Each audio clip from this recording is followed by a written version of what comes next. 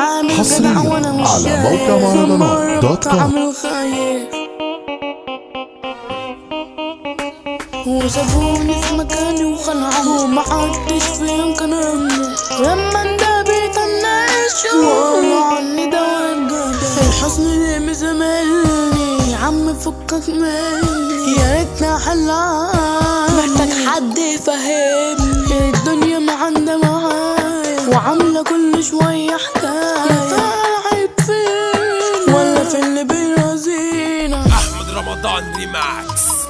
بدل دمع واخباري وفي البيام معبي وجرحي ما بيدي نفسي افرح يوم واعيش من غير هموم الدنيا تضحك لي لكن ده كله غيوم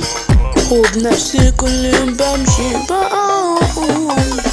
عامل جدع وانا مش شايف لما قربت عامل خايف وعارف من الاول انك خايف واللي بتتكلم انا عمك يا لو عم جينا ومن زمان كل ما اكلمك بتهرب عيل جبان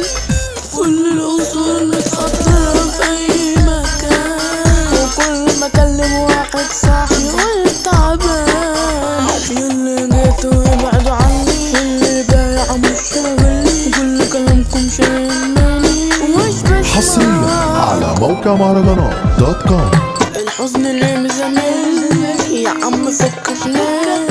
يا ريت احل عني محتاج حد يفهمني يشيل يخفف عني الدنيا ما عندها معايا وعامله كل شويه حكايه يا ترى العيب فين ولا في اللي بيرازيك الدنيا بقت مقلوبه والناس بقت مسحوبه ومحدش عارف حاجه البنات بتوع الحكايات بيحبوا كلام والحوارات وده راح وجيكا يا بنتي اهدي شوية ياللي انتوا جيتوا عليا استحملوا الأذية ده هي حبة وشوية وهتخلص على طول ياللي انتوا جيتوا في سكتي استحملوا أذيتي انتوا اللي جيتوا في حتتي ومش هرحمكم سالك ومش شايف مهلك على طول هيبقى انا الملك اللي انتوا جيتولي في مهلك جبت اخركم معايا على اي حد انا الخطير والكبير عمره كبير احنا ابطال كلنا كتير محدش يقدر يجي علينا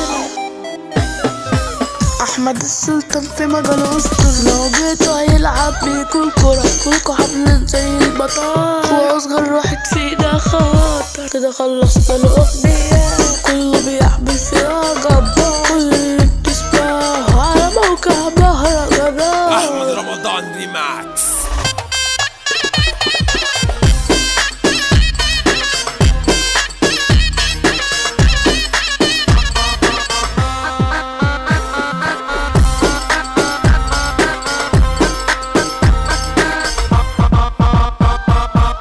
حصريا على موقع مهرجانات دوت كوم.